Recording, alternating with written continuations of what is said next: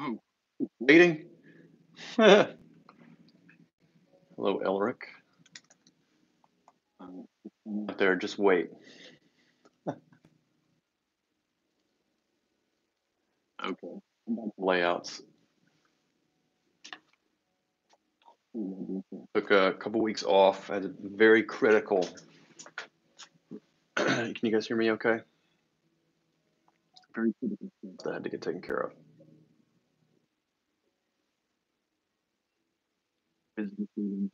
On for a couple of days, preparing for a presentation. Could be related to Red Rooster stuff. Could be. Could be.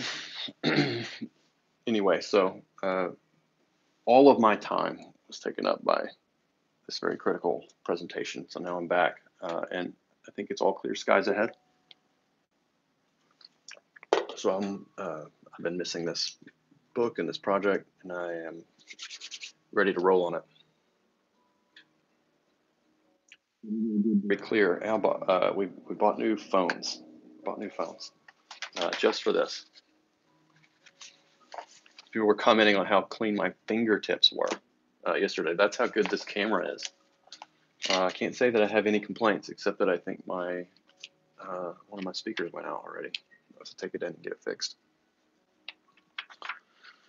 I bought the Apple Care. I convinced Elizabeth that it was better to buy Apple Care than to spend money on nice cases. There's a reasoning behind this, because if you drop you get 2 accidental drops on your iPhone. Then the camera doesn't clean your fingers. It can only prove that you have clean fingers. Anyway, here's my theory on Apple Care. So you spend the money on the Apple Care. It is, I don't know. I can't remember how much it was. Wasn't real cheap, but neither is a nice phone case. And you got to replace the phone case. Even if you buy the leather one, you got to replace the phone case in like 6 months, because they get kind of like crusty and nasty, or they start breaking or whatever. So if you have your phone for 2 years, which is the length of your Apple Care, you might buy 4 cases, which is the price of your Apple Care. Probably more than that. So it's more than that. And you get 2 accidental drops, and it only costs $30 to fix your phone screen if you drop it accidentally. So you can carry your phone around with no case. Also, if you get your phone fixed, or if there's you drop it and there's catastrophic damage, they'll have to replace the whole thing. So they'll give you a refurbished phone, which I think has a brand new battery. So if you accidentally screw up your phone a year and a half into owning your phone, and they have to replace your phone with a refurbished one, then you get a lot of new parts within the phone. So yeah, I plan on keeping these for a long time. This is when we get the Apple Care. And anyway, this is my theory for why you don't spend the money on the case, spend the money on the Apple Care.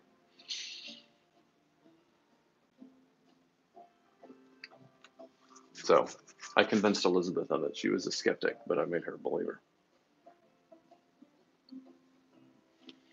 Okay, this is Red Rooster Layouts. This is a very complicated page. This is the first page with all the villains gathered around the dining table in a very fancy dining car. This is actually a very complicated page. So we have the 4D man, Jackal Rabbit. These are just really rough takes on these characters. Fire for Hire, Slug Mug, he needs a little work. Phantom Footsteps, he's a contortionist villain. I don't know really what to do with Phantom Footsteps, other than he maybe has the face of Akhenaten and the body of the Slender Man, and Vermin Eater, of course. And then the Foundation Man, who sits at the head of the table. Coca-Cola to get Kapow Cola made for a limited time. That would be awesome.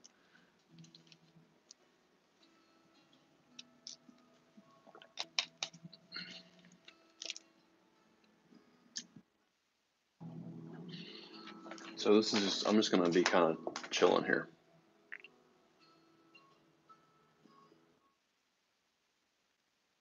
I think Mike Miller's stream died, and I was watching that, and so I figured since his stream died, then I'd pick up the slack, and I'm just going to be trying to figure out this layout. This is a very complicated layout. So train chugging along over a bridge. Tricky enough, but I think I got it. This is 7 people around a dining table in a dining car on a train. This is not easy. 3 of them speak, and at the bottom, we introduce all their mug shots. You see, they're all in this inset here. Inset. So I've got to had to find a way to fit all their mug shots and all the characters and make them talk without too many overlapping bubbles. And that they all need to have their unique characteristics. So this is a booger. I've been kind of revising it all morning long. Fire for hire Rhaegar. I guess he is.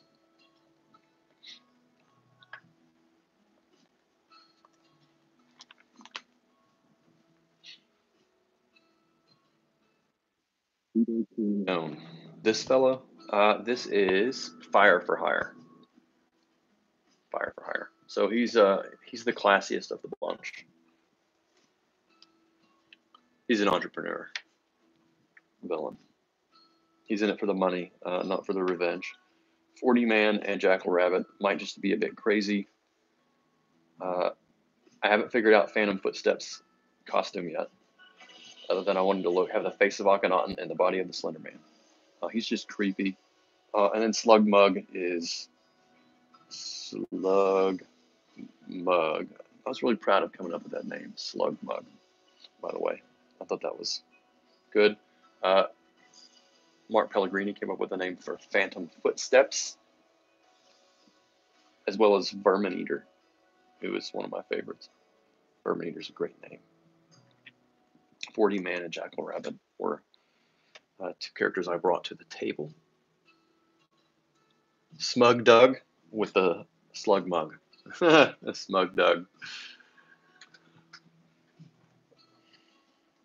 He's just a muscle. But somebody has to fight Strong Boy, and that would be Slug Mug.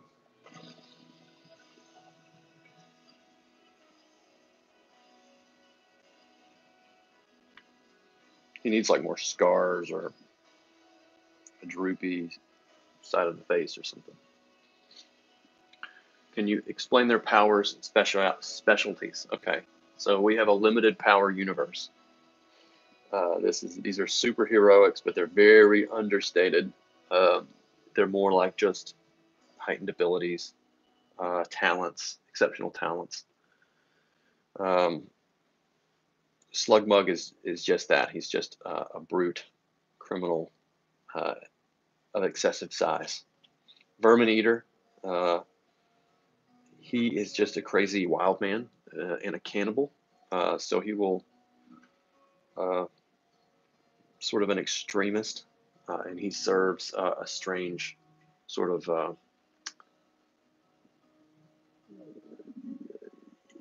yeah, he's just a strange dude.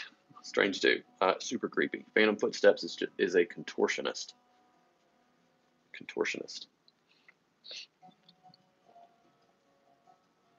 Fire for Hire is a pyromaniac. Jackal Rabbit is a kind of a insane, maybe insane, stage magician. So kind of an actress who has some illusion tricks and various things. 40 Man is a mad scientist who has gotten his hands on some of the government's absconded Tesla technology and other things.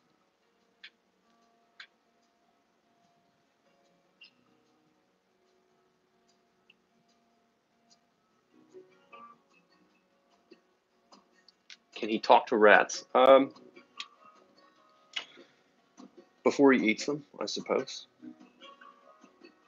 He does have some, like his just powers are really odd. We haven't fully fleshed them all out yet, but some influence over animals, yes. But he also eats them head first and raw. So more of the disease curing animals, right? He may have some power over.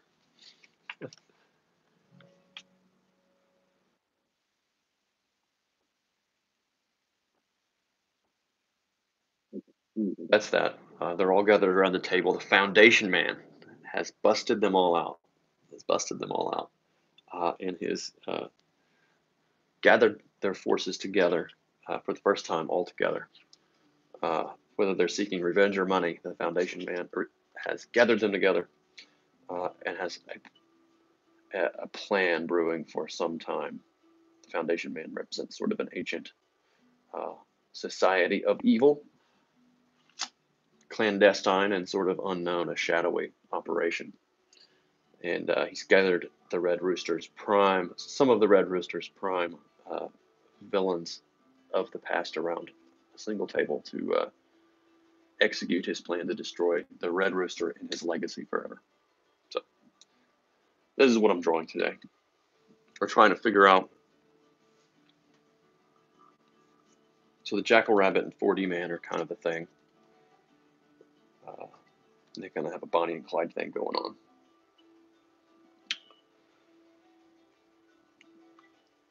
Fire for Hire, he's just sort of a freelance kind of guy, independent operator. Phantom Footsteps is just a weirdo. Uh, he sort of kind of does his own thing. Teams up with Vermin Eater from time to time for a super creep fest. Slugmug is usually the muscle for any one of these guys, either Fire for Hire or the 4D Man.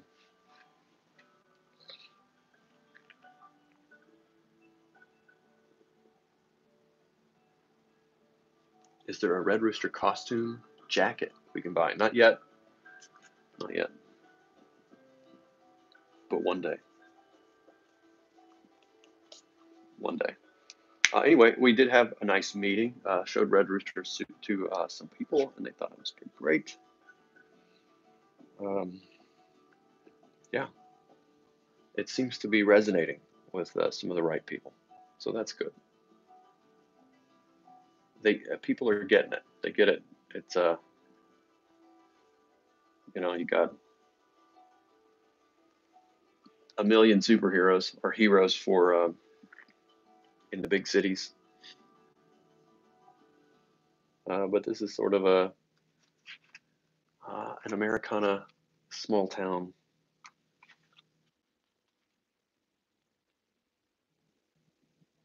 kind of thing.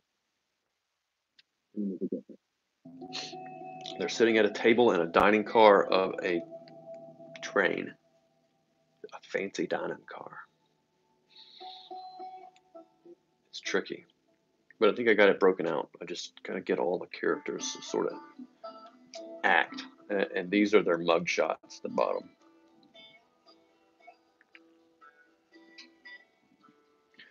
Yeah, Red Rooster caps would be awesome. Definitely in the cards.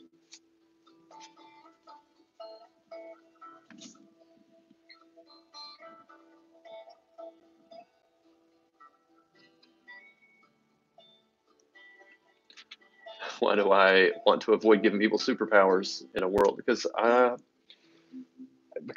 don't know. I like to go not against superpowers. These are powerful characters in a way. I think they're spookier that they are just humans driven to excess and to the extremes. I think is even creepier, and it has more consequences. So when you pick up a Marvel book, not that I've picked up one in a good while, but I watched the reviews. It's sort of this like limitless power, and it just comes off as consequence free and corny. So I just don't think that makes for a very interesting set of characters anymore.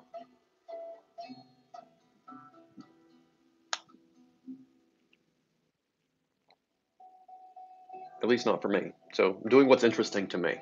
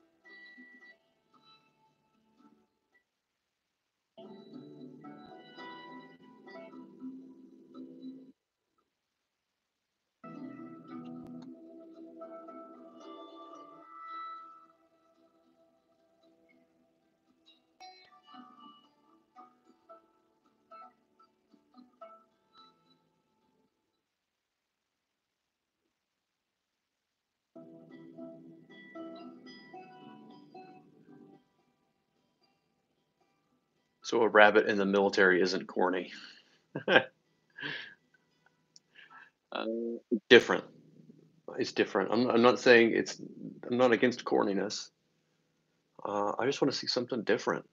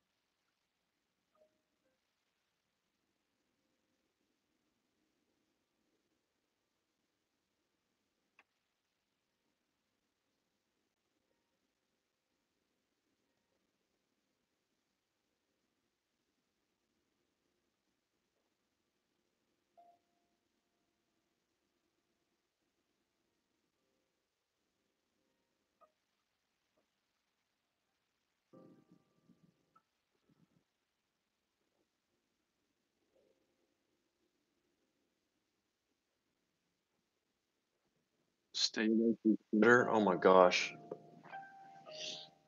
I think Elizabeth found some stuff this morning that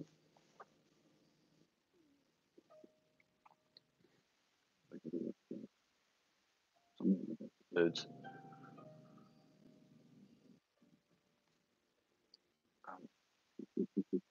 it fosters mental illness and nastiness. I don't know. Is there something specific I should stay away from, other than it just seems like people have been so gross? I can. It's not tolerable. Is there something specific?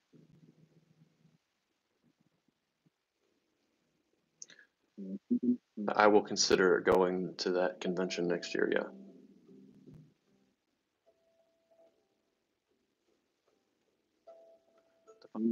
it's going to be 60 pages. So I got to go here.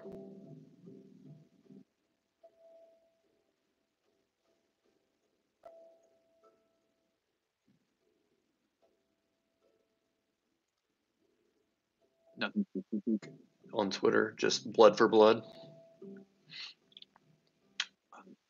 Yeah, I'm really upset about what happened to Umbrella Guy. I guess you guys heard about that. I'm very upset. I'm pretty upset about that. I just think this. I don't know. You're dealing with people by from hurting people, like literally hurting people, and making them feel uh, getting them excluded, getting them fired, going after their livelihoods. This is monstrous behavior. I'm not. What happened to Umbrella Guy? Somebody doxed him and called his work and tried to just said horrible things. Try to get him fired over comic books. A guy that critiques comic books and just I'm upset today.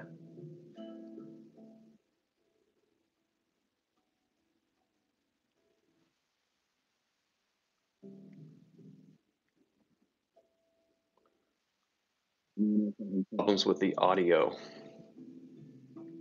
I'm on my ear pods or whatever they are.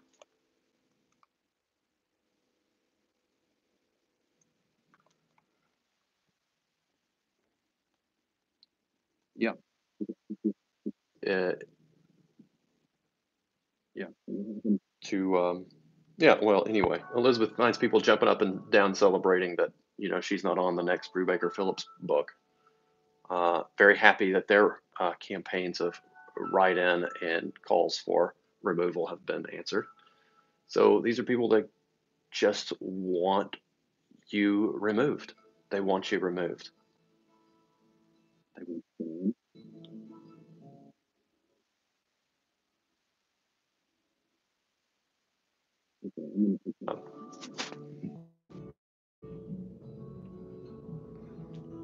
Is this better? Just talk right into the speaker.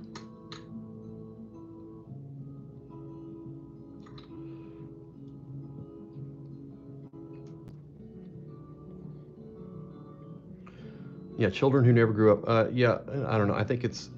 I'm just sort of coming to the.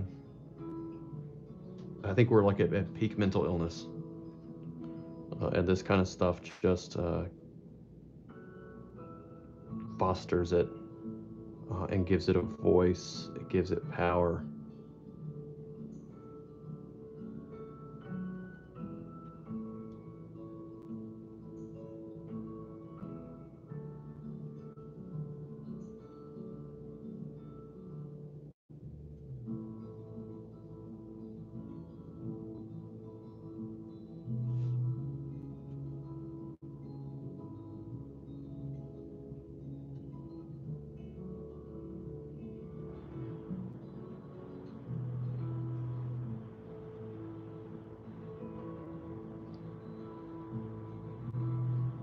It's the foundation, man, but I don't know exactly what it's going to look like.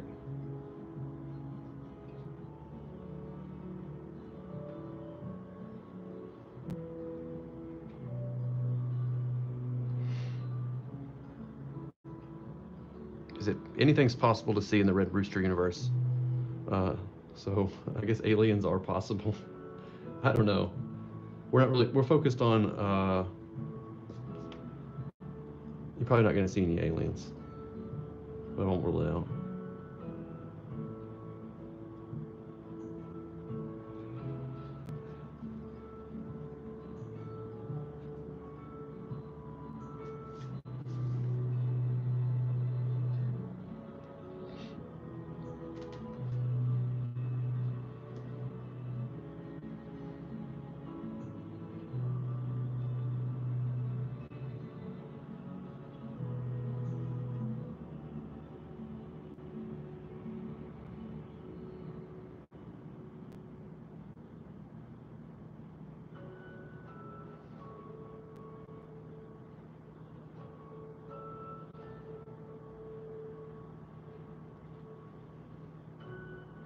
No, we're focused on what can actually, like the real,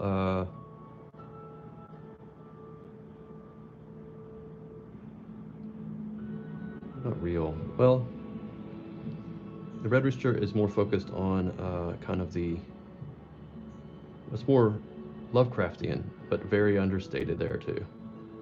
I want it to feel like, there's real evil out there, which there is.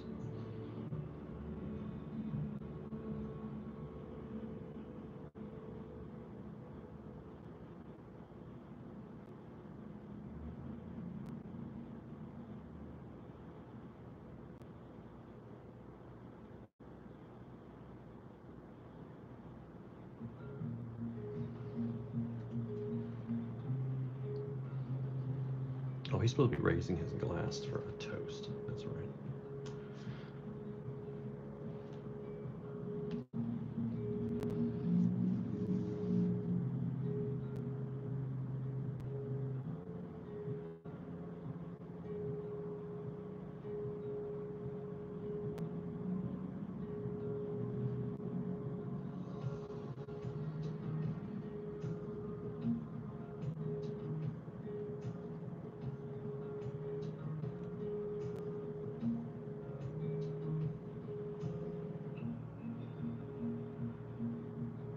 Yeah, like the kind of, yeah.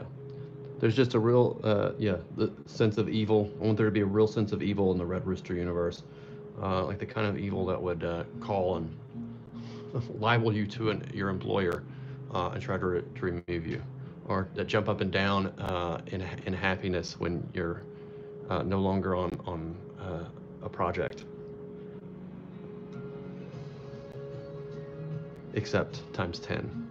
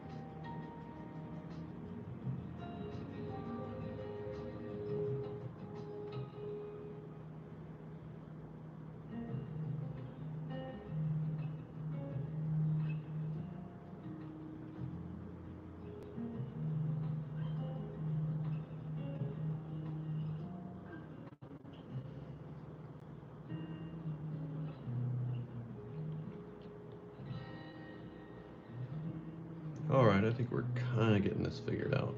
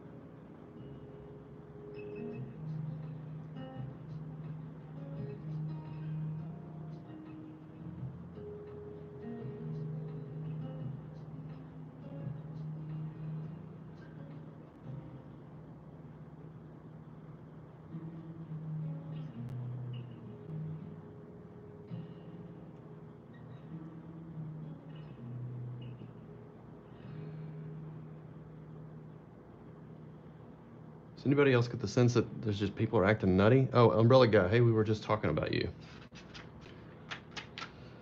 Everybody needs to go and subscribe to Umbrella Guy's other channel because he's been flagged, he's been false flagged, and his live streams are locked for 90 days. So I need to do it myself. So Umbrella Guy has another channel. Do we have anybody in the chat that can throw it up there? I need to make Umbrella Guy a moderator, but I don't. Oh, I can do that right there. Umbrella Guy is a moderator, so if he wants to throw his link up, he can.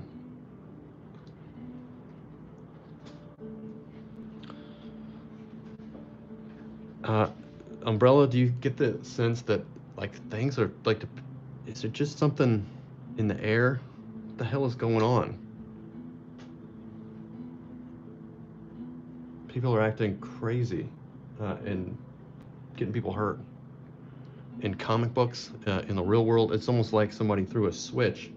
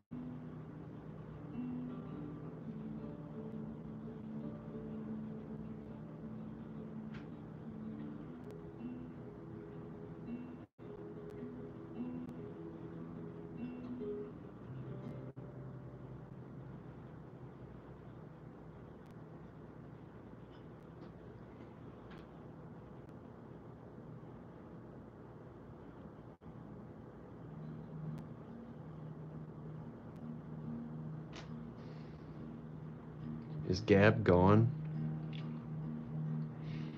No hosting, I bet.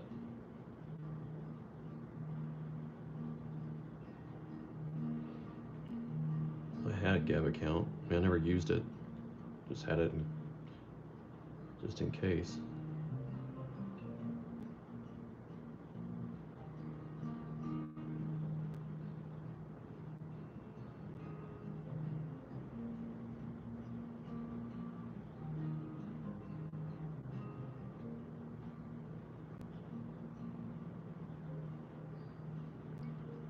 There you go. There's Umbrella's channel. He's thrown that up in the link. So everybody go subscribe to Umbrella Guy's second backup channel.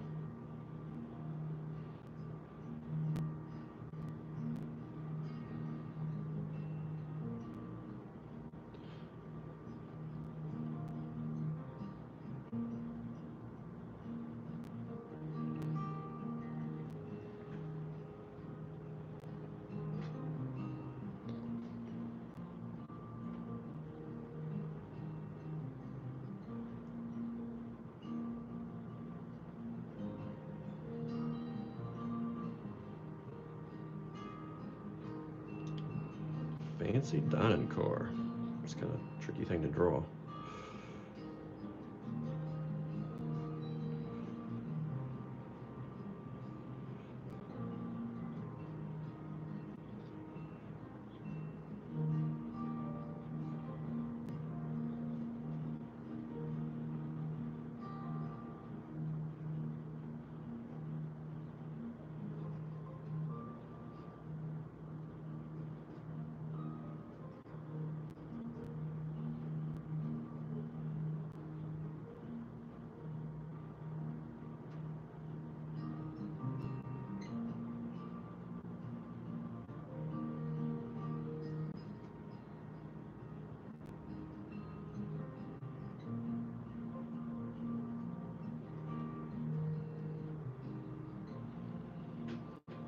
This is the rough draft of a page.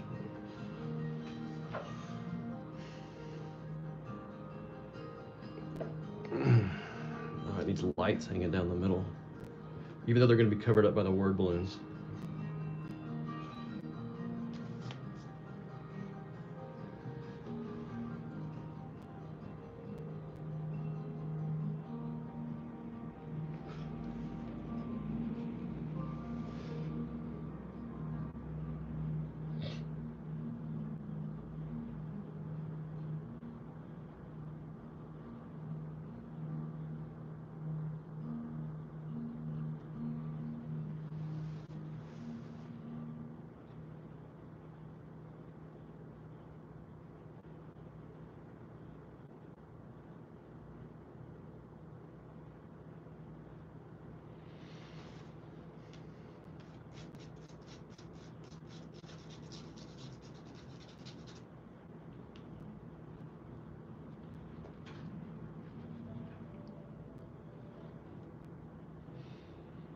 Get some of those tulip lamps.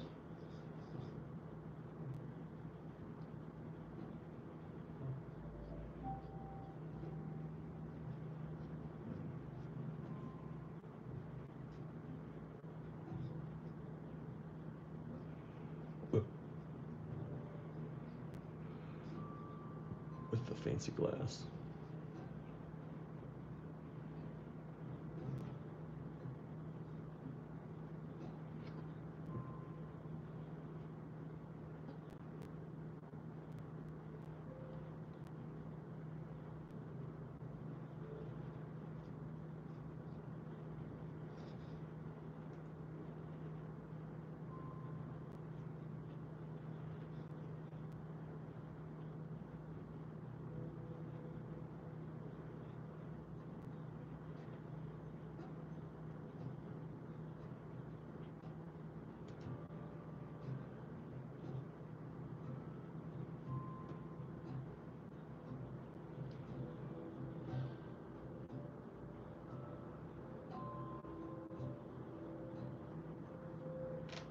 Dang, so that sucks. So Umbrella guy found out her Thursday night, had his appendix taken out, found out Thursday, had to wait till Monday to figure out what happened.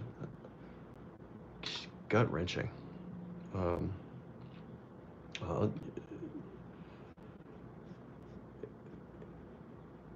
Horrible. I'm disgusted. I'm pretty disgusted today by that, and then Elizabeth finding some people on the on the internet dancing on her grave. Just what the hell is wrong with people? I get so upset about this. It's so upset. What the hell is wrong with these people? I, I'm furious.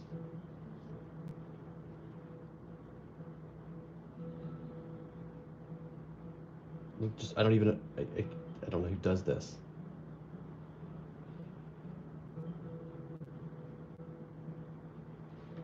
People I don't want around me, that's for sure. So I guess they're kind of doing us a favor.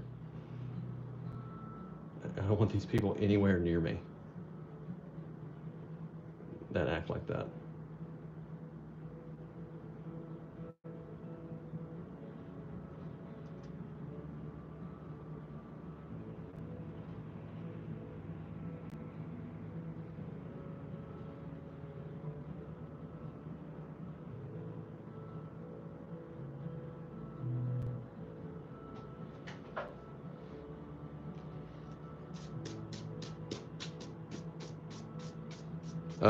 Nothing really happened with Elizabeth other than she just found some people dancing on her grave, and hoping that she doesn't come back on Batman, because then they gonna have a problem. And of course, she's not on. Uh, she was. They went with on the Rebecca Phillips book, which looks amazing, Jacob Phillips instead of Elizabeth, which is fine. But just to find people jumping up and down about it is no fun. No fun at all. Like it's some kind of big political victory and not just a change in the art. It's just, who thinks like that? Who thinks like that? Like you have to be a completely ideologically driven weirdo. And it didn't make Elizabeth's day any better. I'll tell you that.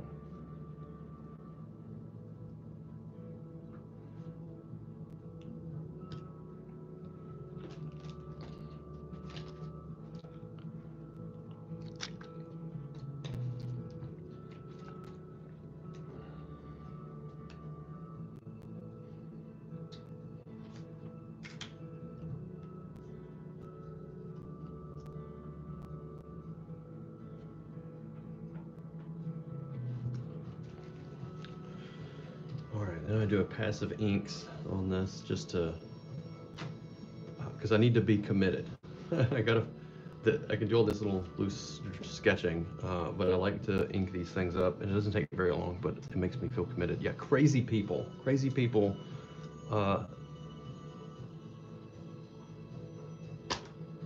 over comic books. Rhaegar Targaryen, Mitch, I was amazed at all the leftists coming out of the woodwork. Now, these are not just your garden variety. These are people that have substituted secular politics and ideology for religion. I mean, this is like I've never seen it before in my life.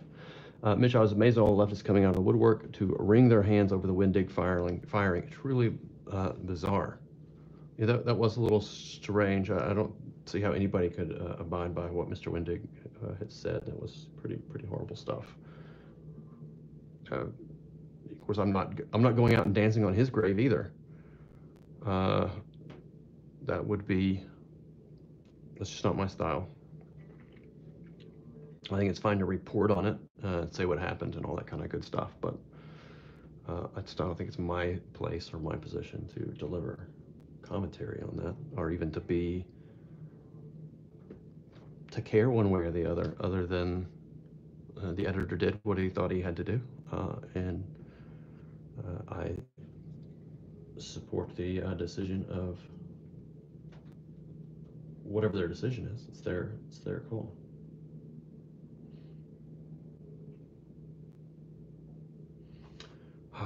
An old-timey light bulb. They're a little bit different.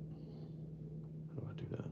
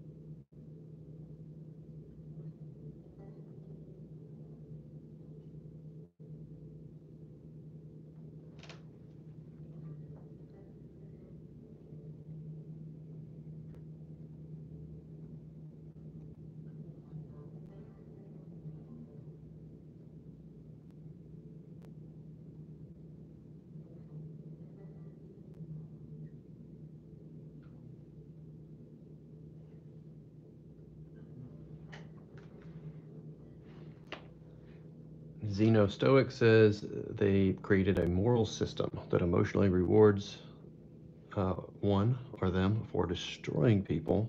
This is what you get.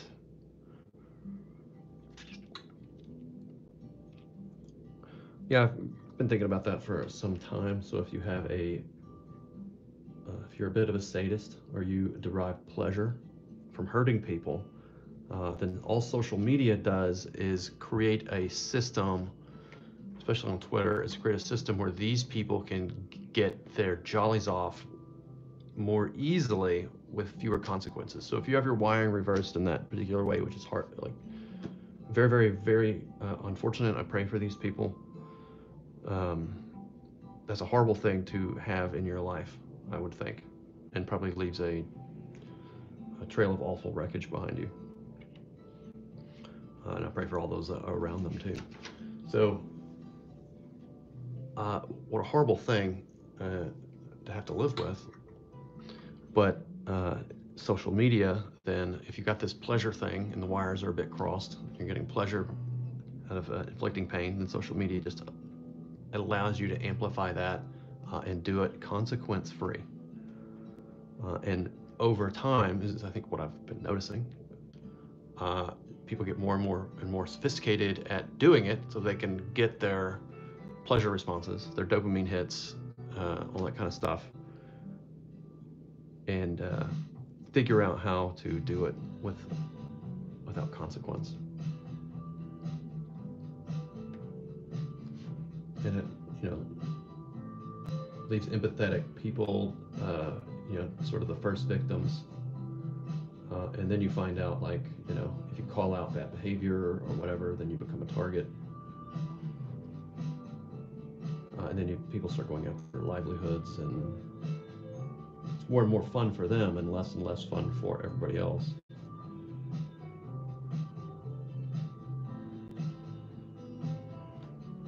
Very very thankful for this community and the people that bought Red Rooster, the people that are definitely, you guys have, I don't know where we'd be without you guys, so I really appreciate it. And I'm committed to doing this book and The Futurists and more Red Rooster books, creating them in full public view, oftentimes.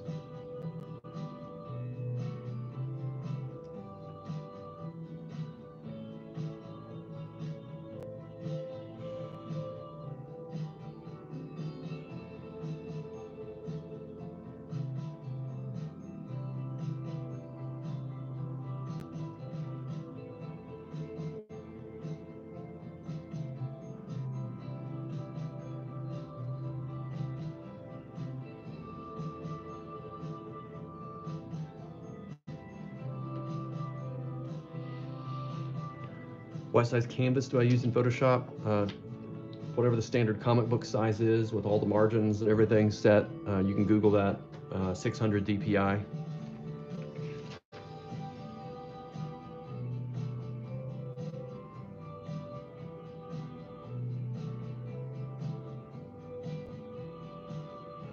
Your LEDs keep glowing.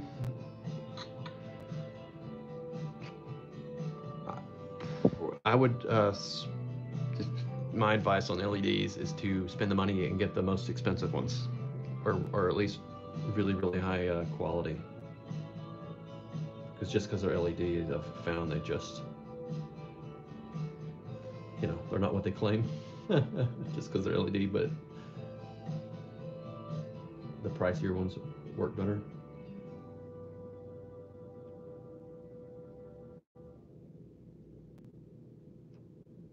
So you mean just to bite the bullet?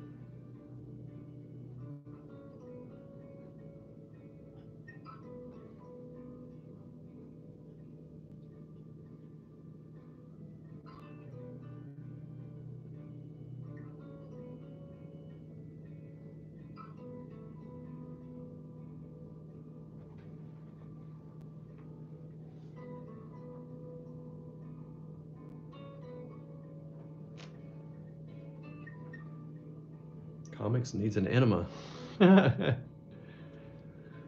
Who said that? In the words of the Joker. Oh, I lost it.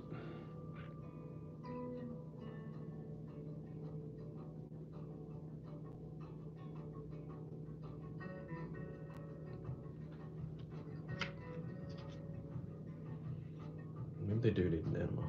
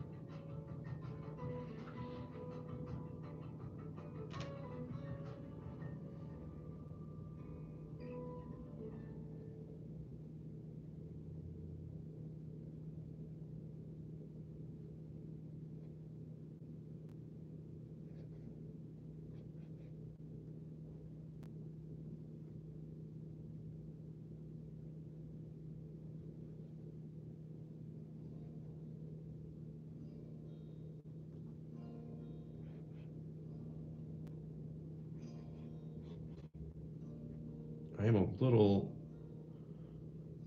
I'm not weighing in on the Mark Wade stuff, and your boy Zach. Not really. Not really necessarily my place.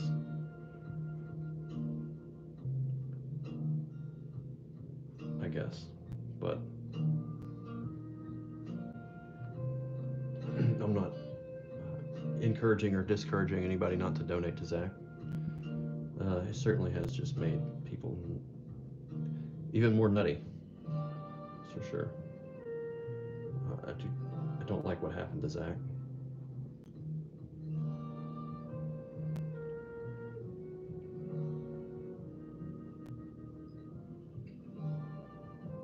Anyway, that's enough of that.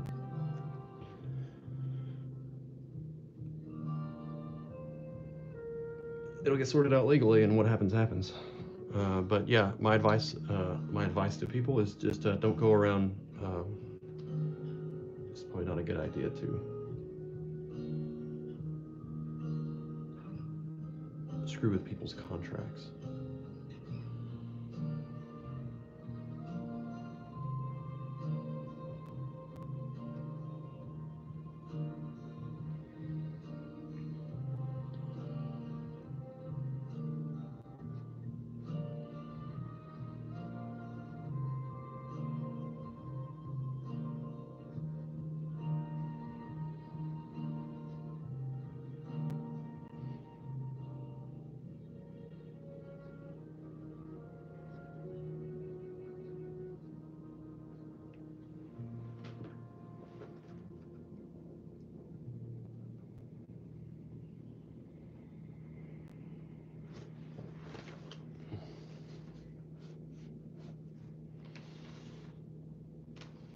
It's a fancy dining car on a train. That is correct.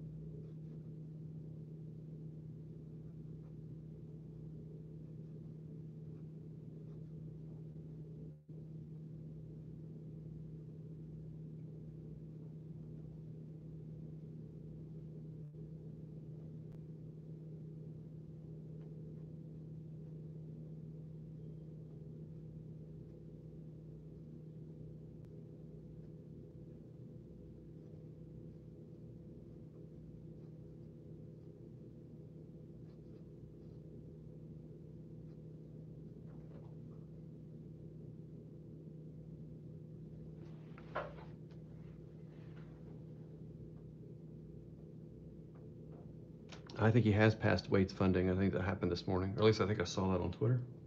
I'm not paying super duper close attention, but it's kind of hard not to catch this stuff on the periphery.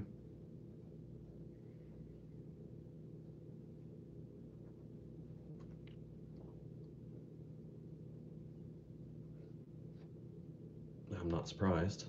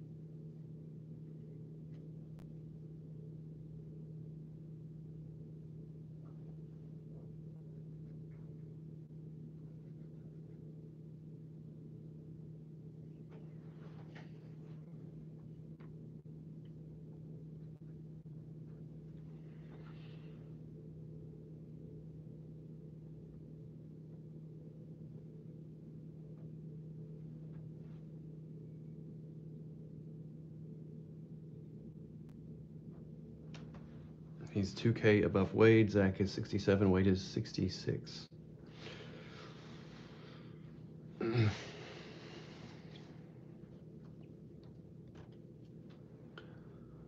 1.4 supporters and 10,000 shares. Zach has 1,000 supporters and 6,000 shares. Or 600 shares.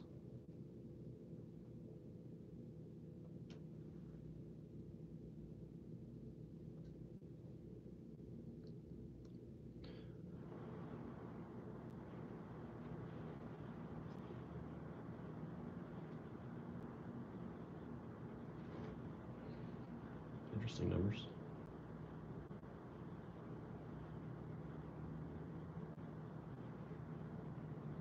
Just as a professional, I don't know that it's really, I just don't think it's really professional to wade in on either side. I'm kind of shocked and appalled that so many professionals are weighing in on the Wade side. It seems a bit odd to me. I can't fault Ethan for what he's doing for Zach and whatever. But I just think as a professional, it's not really my place necessarily to wade into it, pun intended, other than encourage people just not to ever do what Mr. Wade was alleged to have done. It's just not wise, not nice, not nice.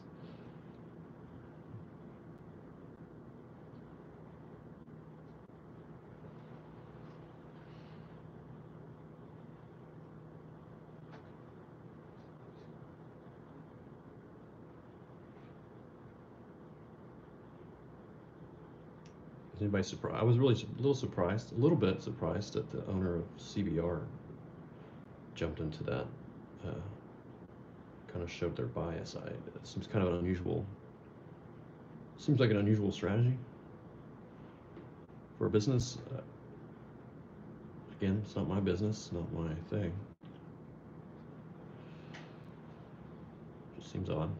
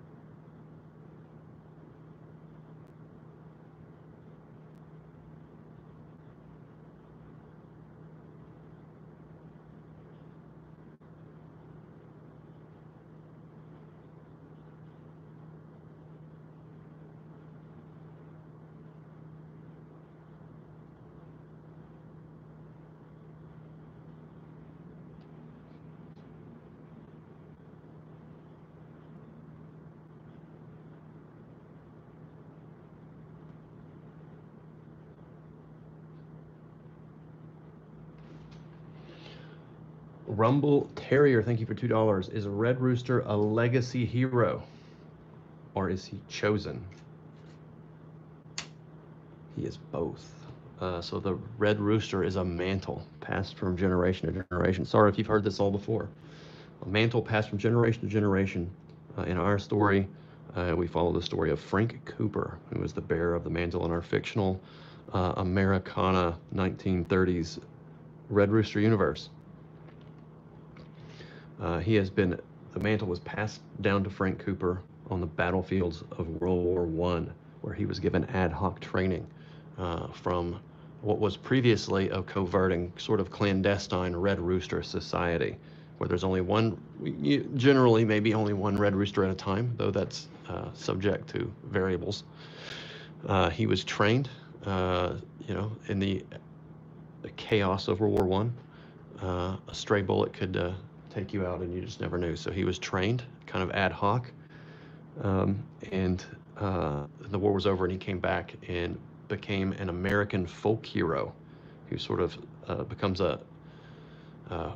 first like a well-known sort of vigilante, and then he gathers these allies around him and they become celebrities.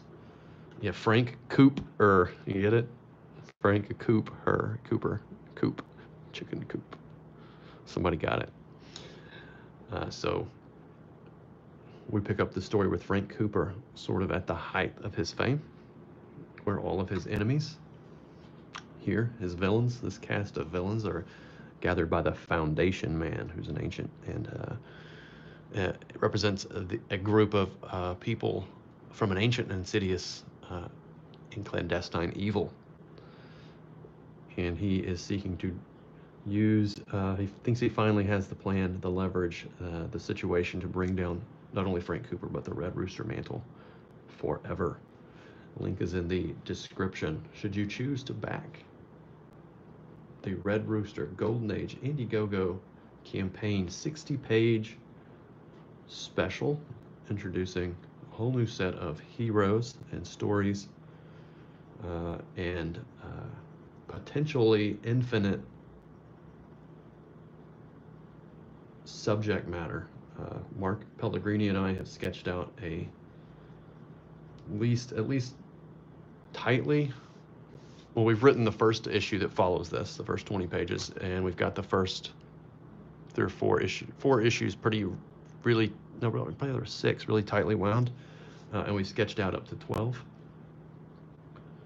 20-page issues, although we may bundle these a little differently. I like these 60-page things here. So that's that, Red Rooster.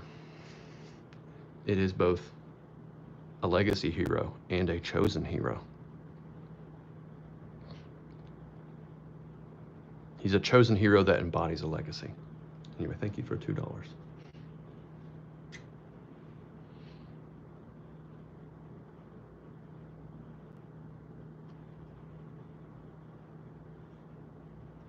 put some music back on.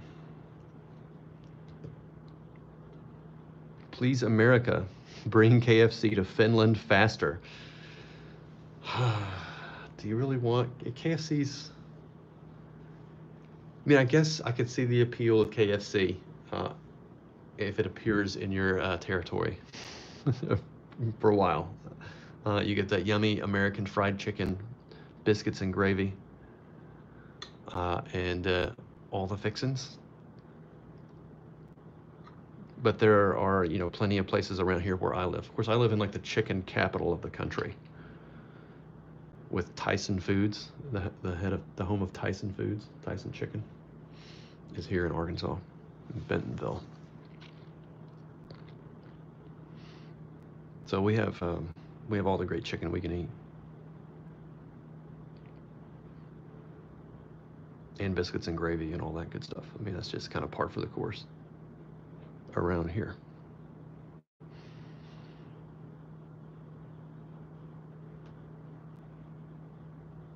Yeah, it's a little salty. Chicken capital, a Red Rooster. You're just figuring it out. Really, really. Oh man, I've triggered Dr. White.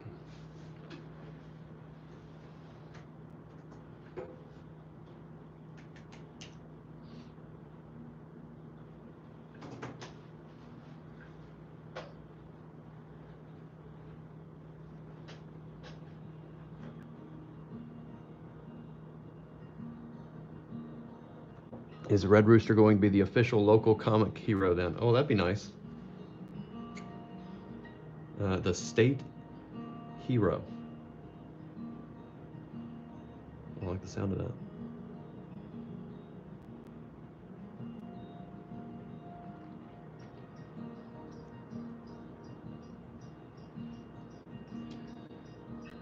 Eric says Dr. White has figured out the conspiracy. He must be eliminated. Metaphorically speaking, by the moderators.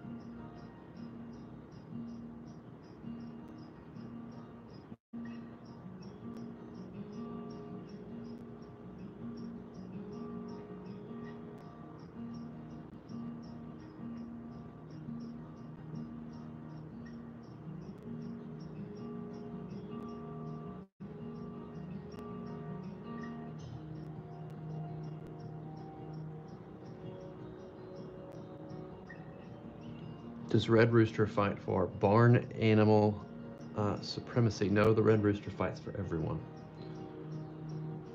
Well, maybe not. He doesn't fight for the bad guys. He fights for good and against evil.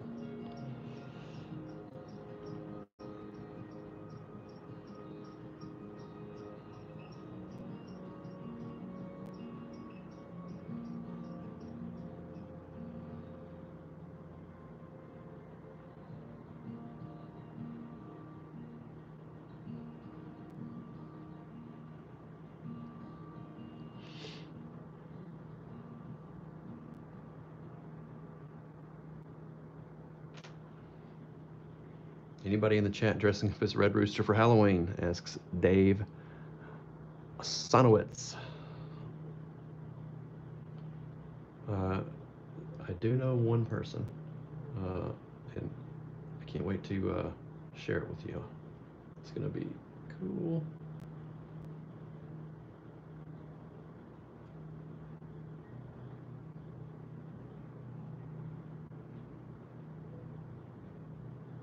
Should get some pictures real soon.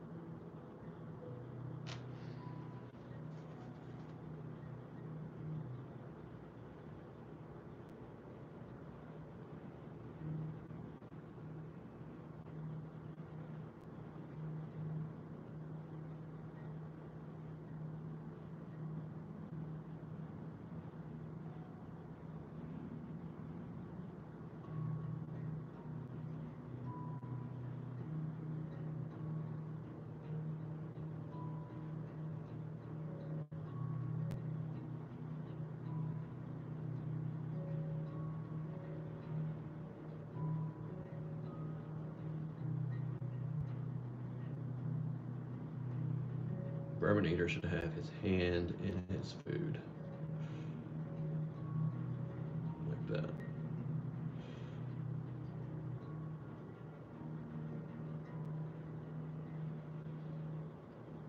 He doesn't use forks.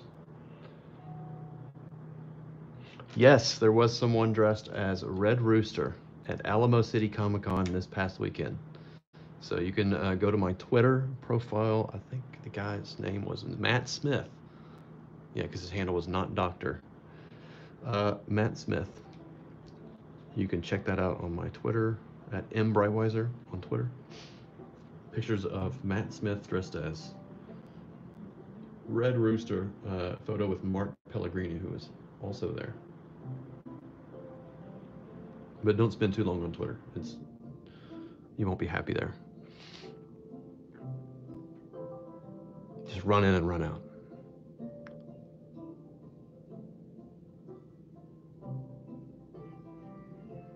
Douglas Show says, I'm not wearing a costume. I'm wearing an Alterna beanie with an Alterna button attached to the beanie that says Alterna Ambassador Comics for Everyone.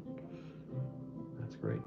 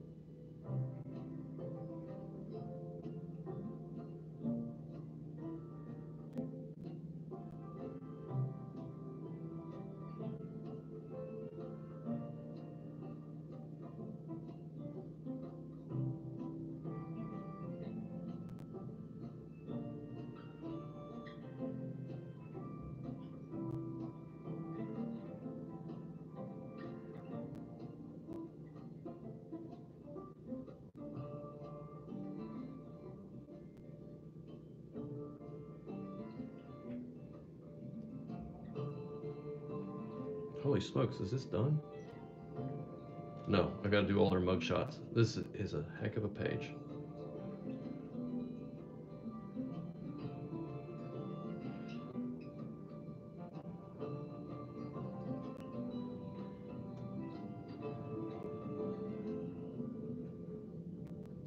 A fully set table, all the cups, 7 characters, 6 mug shots, a fancy dining car, tulip lights, a train crossing a bridge, 3 different characters speaking. This was no easy task, and I still have to do a final version of this.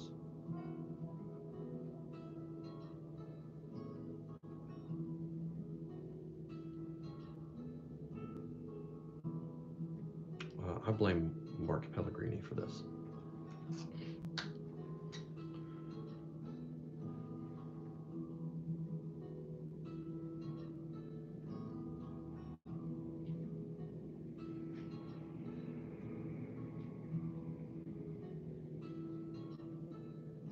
His hand should be on his chair right there.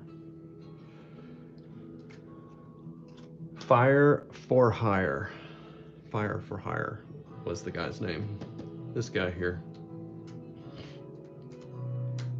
The Foundation Man. I think I'm going to give him a red velvet suit.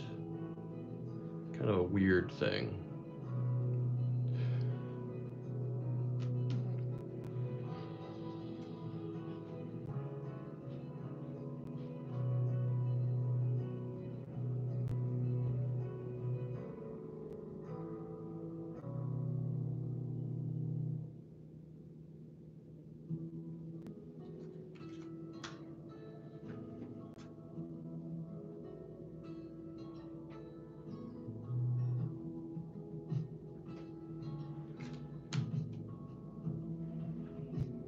Am I light boxing the final version or being a weenie and doing it in Photoshop? No, I can't ink in Photoshop. I cannot. I mean, I can. It's just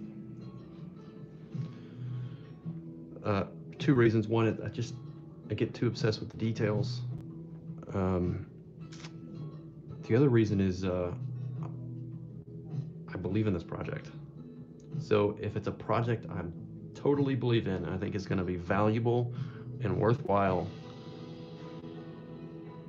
then why would I not ink pages? Because I think they're going to be very valuable. And I sold some as part of the campaign anyway. So anyway, I want traditionally inked pages for this book, and probably for everything else that I do. I may scan these into Photoshop, clean them up a little bit if I need to, or maybe make some perspective guides, print them back out, and then I'll light box it.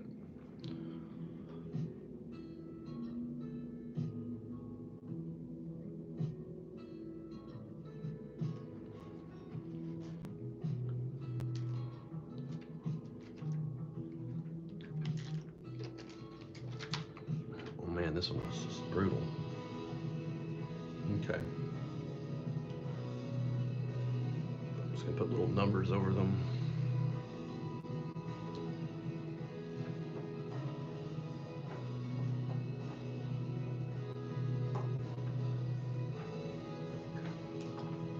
Got some new stuff. I've got little dolls. Little dolls. Little dolls. And I bought this, which I like a lot.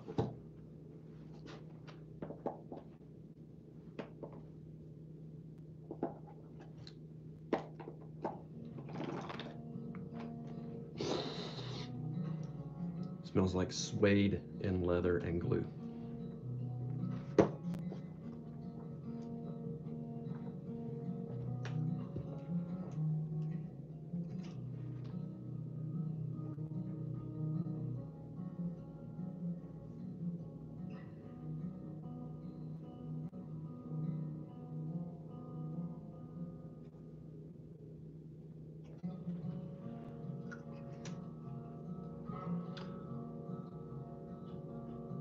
Gray NPC dolls. This will get me flagged. Yeah. I didn't even think about that. NPCs.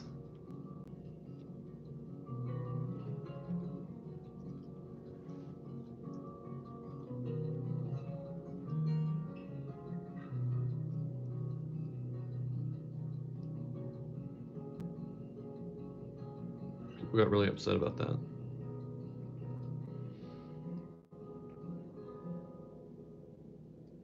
Seems kind of like an odd thing to get upset about, in my opinion. Because if you get upset about it, then what did you just say about yourself?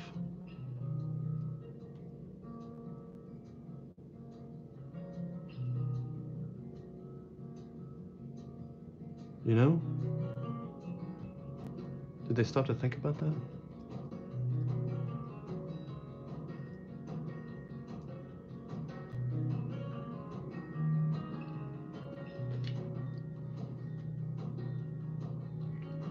And if nobody got upset, then it would have just gone away and nobody would have cared. Poof.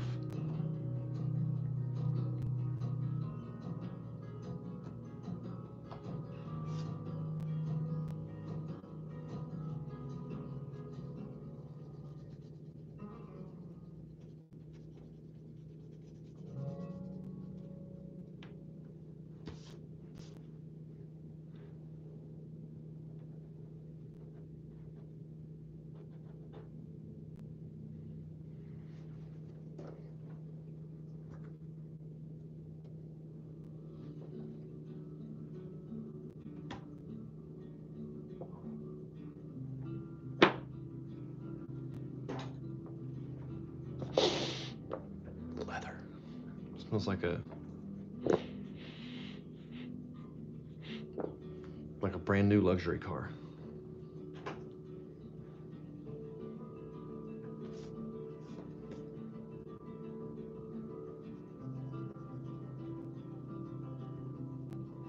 This is all Mark Pellegrini's fault, but this took me all morning long.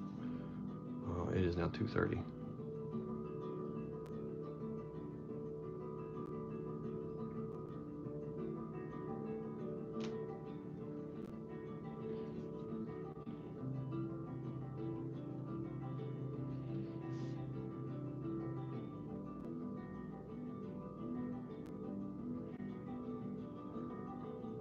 Which of Frank Cooper's parents is human and which one is a chicken? Both of them are humans, but there was a tragic, he was locked in the chicken coop as a boy. Has suffered greatly and has had nightmares for years. Just kidding, that's what happened to Elizabeth. For real. She was locked in the chicken coop with dead chicks that the weasel, I think, had killed.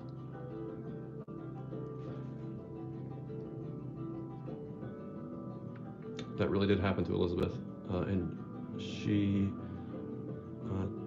doesn't have a... Yeah, it's horrible. Her brothers did this. She has 3 older brothers. They locked her in the chicken coop for some time with murdered chickens inside and chicks.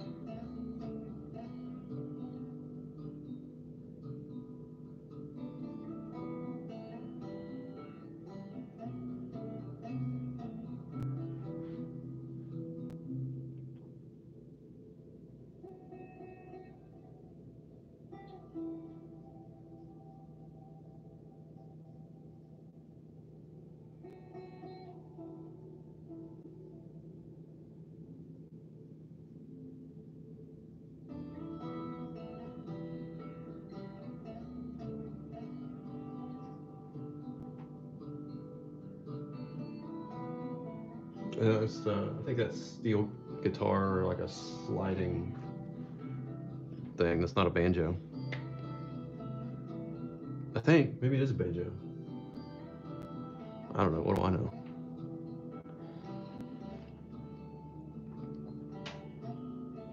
I think it's a slide on an acoustic.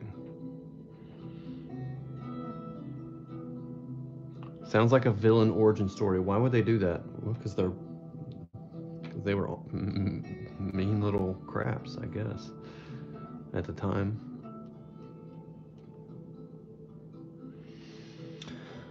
Serious question this time. How do I keep my faces consistent? Did I find that difficult at all?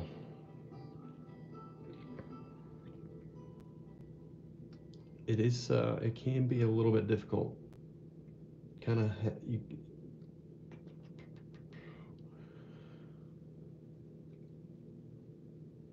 It's just the once you have a set of, you got to know the character. You have to know the character, and you have to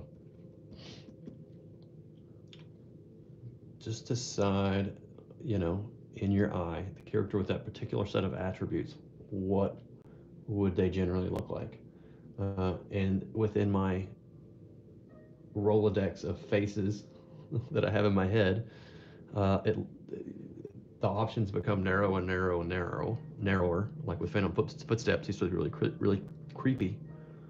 So I'm like, well, who's the creepiest looking guy I can think of? Well, that's Akhenaten. And Akhenaten is not around to sue me. Should I use his likeness? So just sort of base it off that. Fire for Hire, he is the stone cold freelance guy, so I just make him look like a slick, buttoned up mobster with a little bit of class. Vermin Eater. So you think about what like a rugged hillbilly outdoorsman would look like with all that, you know, sunburnt skin and, you know, from exposure and poor eating habits. And then you just kind of give him a mottled mitten face, I guess.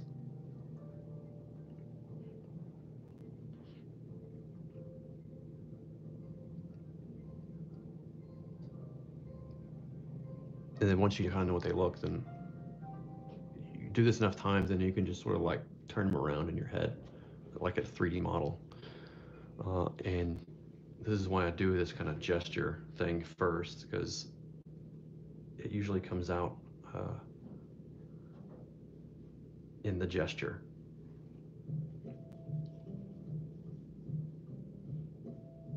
More easily than when I tighten up and work full size.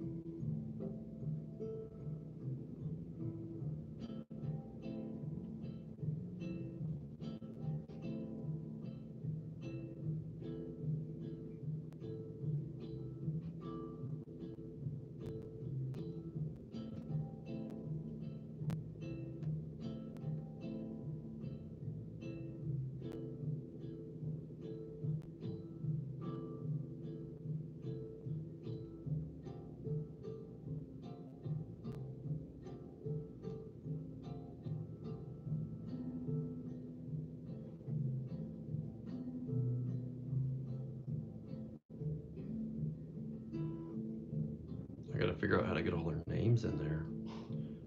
Just have to do it above or underneath. Vermin Eater. 3D man. I don't think I'll ink those. I don't think that's really necessary. Akhenaten. Ancient Egyptian dude. Yeah, he's not gonna sue me.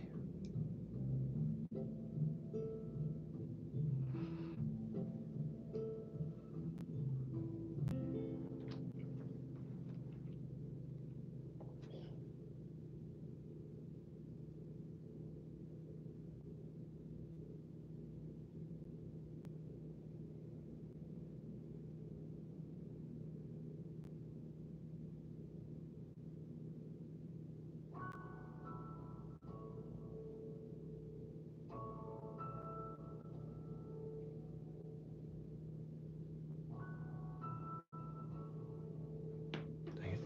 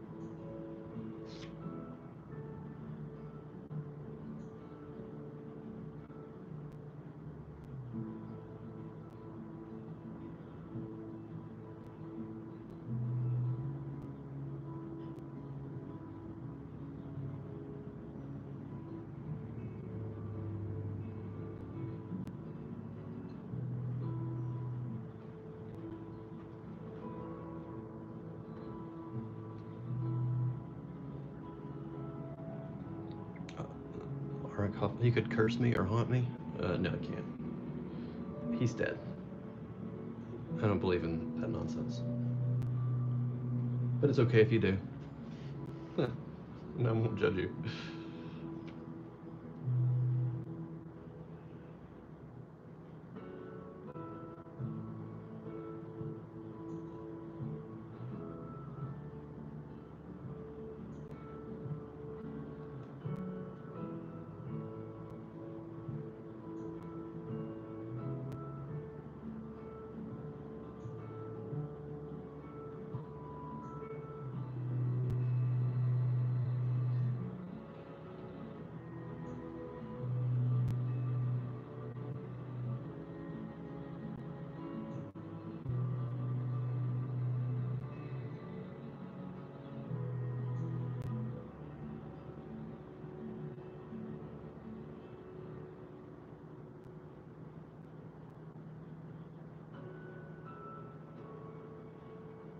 Slugmug was the last one they broke out of prison, so he's still got his shackles.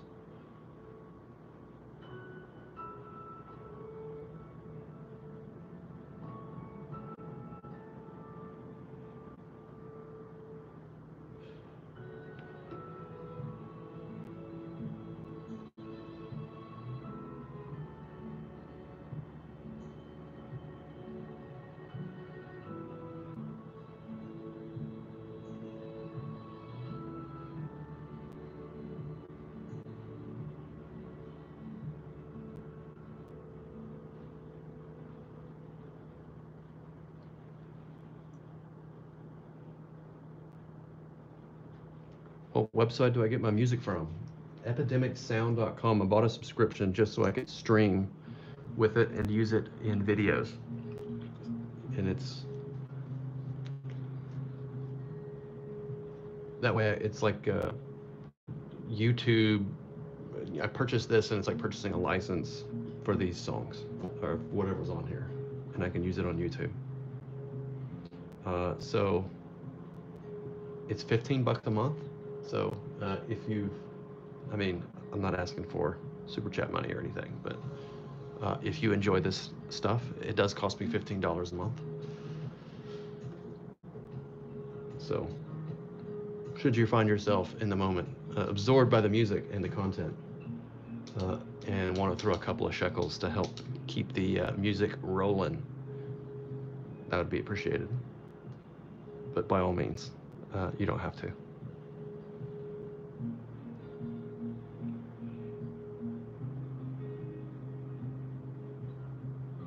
Epidemicsound.com is the website.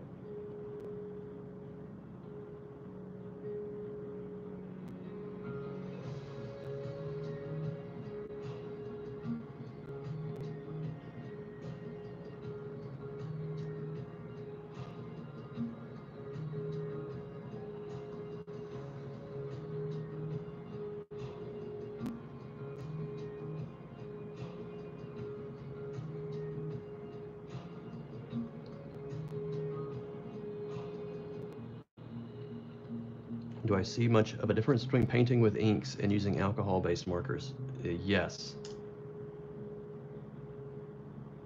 Just, what is the difference? The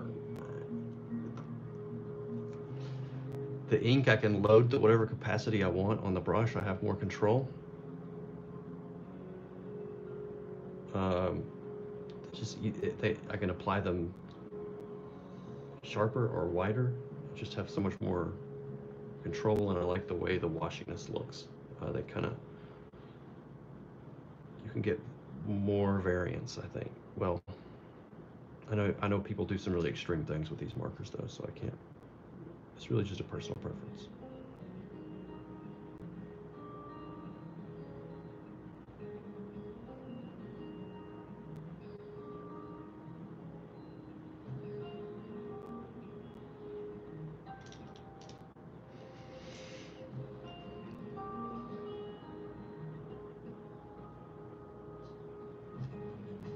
Yeah, don't get wrapped up in the crazy stuff. You can come here and chill. Connor O'Halloran. The Comics Gate soap opera. Doesn't need to be. Doesn't need to be. I just, I finally gotten Elizabeth to start blocking people that tag us in nonsense and all that kind of stuff. So it's much better for me.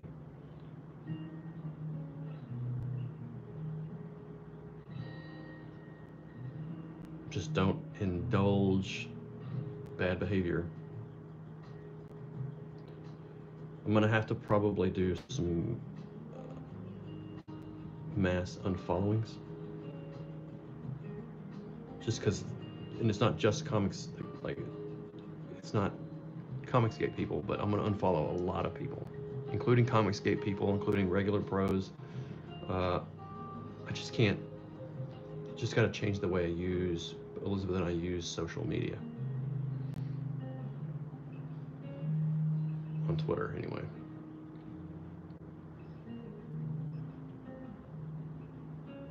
And there's definitely some just behavior and stuff in the comic book world that I cannot abide by or support, and I think following people just because I followed them years ago and they still follow me,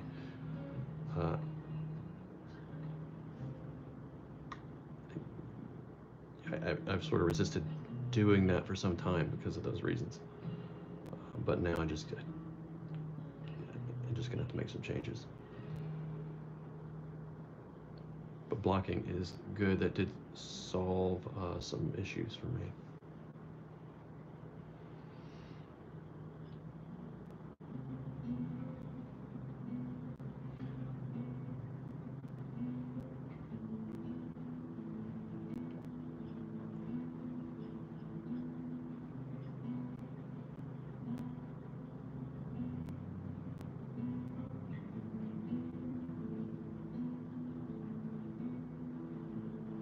Once a sadist knows they can ruin your day,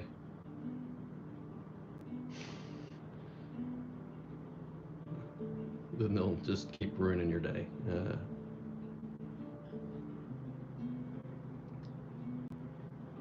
So you just gotta block and get the heck out of there.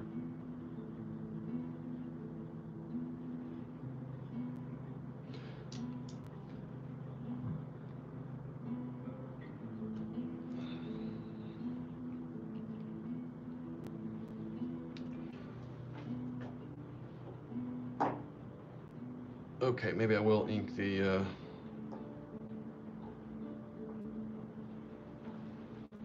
maybe I will ink the mug shots.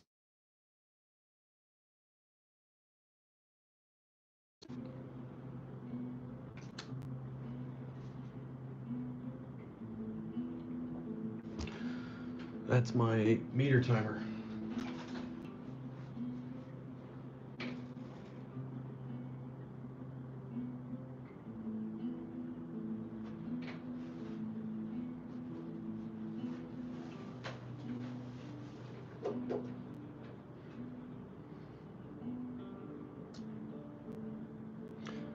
It is much easier to be nice, and it takes less effort. That's a great observation, Kusmeti. Kusmeti? Yeah, it takes no effort just to be pleasant. You don't have to go out of your way to. People are going out of their way to comment. I don't know.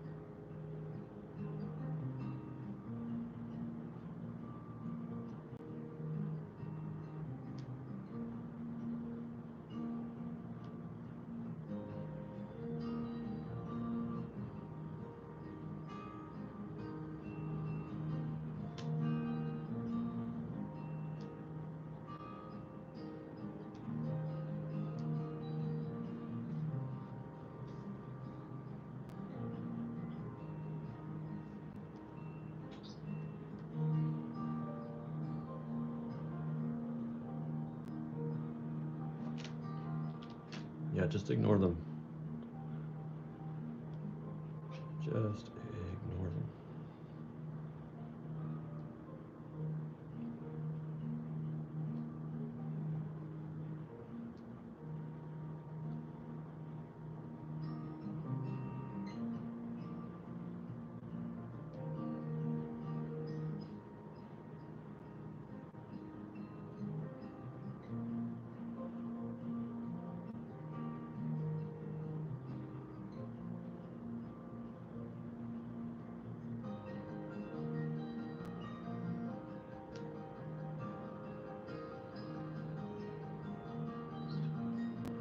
Image is frozen.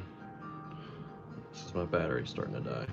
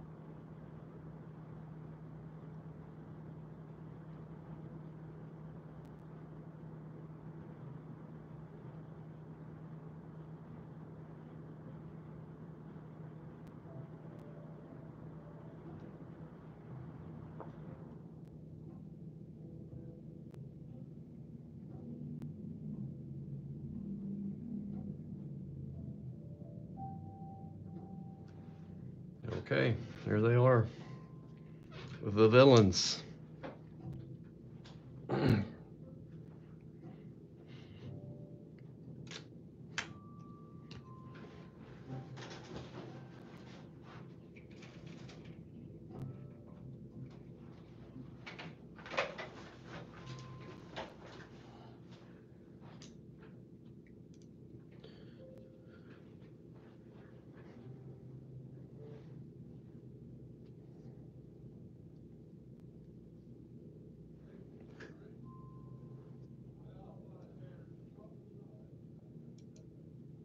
People have been asking about the villains for some time. I hadn't, their designs were loosely, I designed some of them. The 4D Man, Vermin Eater. A lot of them, the designs were just kind of in my head. I'll have to sit down and do really solid versions.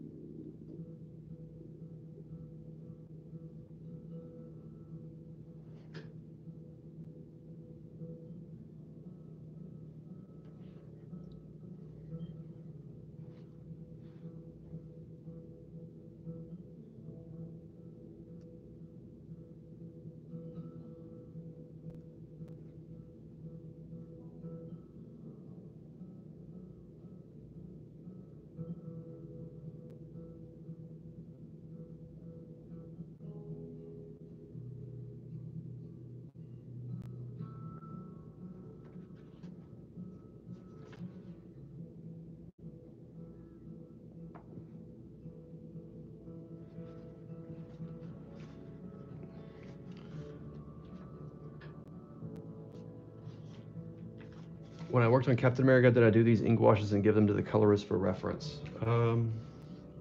Yeah, sometimes I would do some tonal stuff and pass them along. It wasn't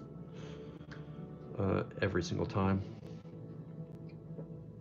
I've just sort of settled into this method more recently as something that works for me consistently. So now we have a page. I know where everything goes basically, and I can blow this up and in the computer print it out, lightbox it, and not have to rethink all this stuff. I know where everything goes, which is good. All right, phone is dying. I need to go feed my meter before the meter maid gets me again.